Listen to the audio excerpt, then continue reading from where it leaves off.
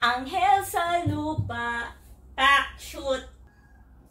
Kailan nga ba dapat i-register ang iyong negosyo dito sa Pilipinas? Oo nga pala, kung bago ka dito, ako pala si Angel Gamayo, isang entrepreneur at business consultant na may 10 taon na karanasan sa pagnenegosyo dito sa Pilipinas at abroad. Pero tatanong sa akin, kailan ba dapat i-register ang negosyo? At narito ang mga tips ko. Paano mo ba malalaman? 1. Tapos ka na sa iyong research, development, at trial stage. Kung may naiisip ka na negosyo o ideya, lagi natin sinasabi na i-execute mo agad.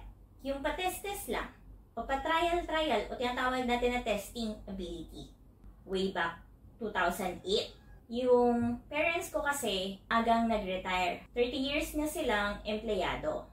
Nung magsasara ang kanilang kumpanya, may nag-offer sa kanilang ng food cart business. Ito yung silog at burger. Ang tawag doon noon ay meriendster, where friends go for merienda. Sa kagandahan naman ng offer ay may location din silang provide kung saan ilalagay ang food cart franchise. At ito nga sa Alabang Public Market. Nagkataon na wala pa naman masyadong mga customers. May bentang sa isang araw, isa lang yung kumakain. O kaya 2, 3. Buti na lang, ang special permit pa lang noon. Hindi namin kailangan ito i-register agad sa DTI, sa BIR, at magkaroon ng mayor's permit. Inabot kami ng 1 year na pagtsatsaga bago i-register yung business. At nun nga kumikita, and the rest is history. So, yun ang number 1 tip namin. Mag-testing muna bago i-register ang business. So, tip number 2. Kapag meron ka ng solid customer and supplier. Kung produkto man yan binebenta mo, meron ka ng supplier na makukuhanan ng iyong produkto at kaya mong gamitin yung technique na postpaid. O yung tinatawag natin na ikaw ay may credibility na sa iyong supplier na pwede kanyang pahiramin o ibigay mo na ang produkto kahit hindi mo pa nababayaran. Or down payment lang ang kailangan mo para makapagsimula o para makapagbenta ng produkto. Kapag nahanap mo na ang iyong customer na gustong paglingkuran, ay garantisado naman na may confident ka na i-register yung business dahil nakikitaan mo na siya na 5 to 10 years from now, ay pwede mo pa rin silang maging customer. At nagkakaroon ka na, nabibuild up mo na ang relationship mo sa iyong customer and the supplier. So, 3rd tip, register your business pag ang transaction mo ay business to business. Sure ako na hanapan ka ng mga papers kapag sila ang katransaction namin. Ang katransaction mo.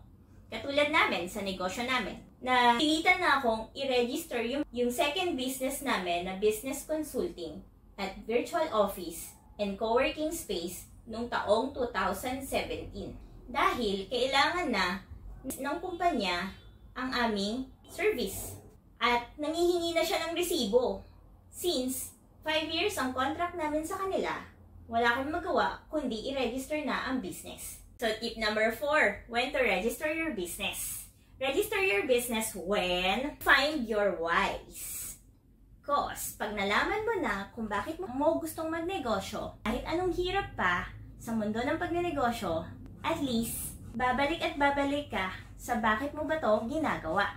Ano ba ang pinaniniwalaan mo? Para kanino ba ito? Mahirap man malaman yun agad, execute ka lang muna.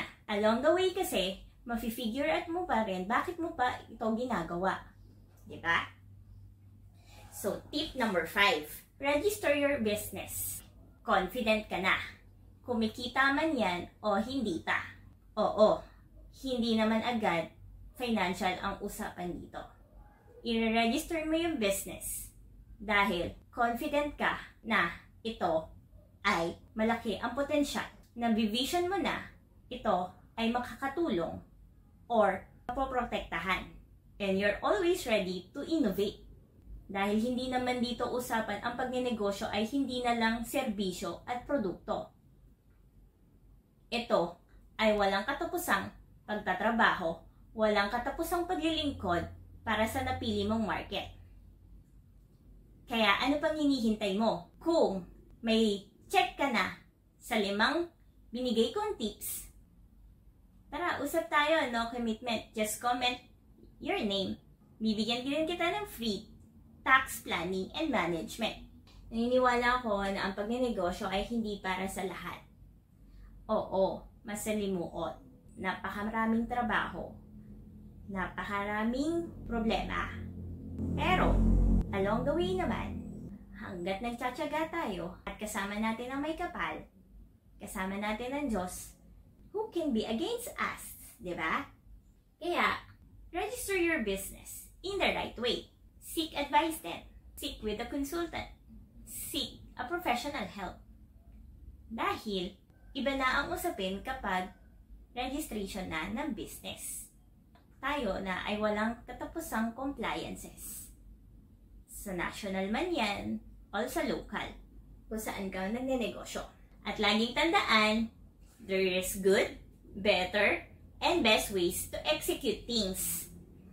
Sa isang dekada kong na rin pagnenegosyo, kahit gaano kahirap, walang sukuan. Basta kumpleto. Kalaban natin dito yung mga fixers o yung mga nagbibigay ng maling impormasyon o kaya yung nag-hype lang na bago sana natin simulan ang negosyo o may gusto tayong simulan, huwag tayong matakot na humingi ng tulong, lalos na sa mga professional.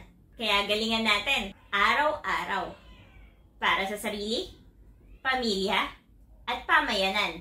Paalam!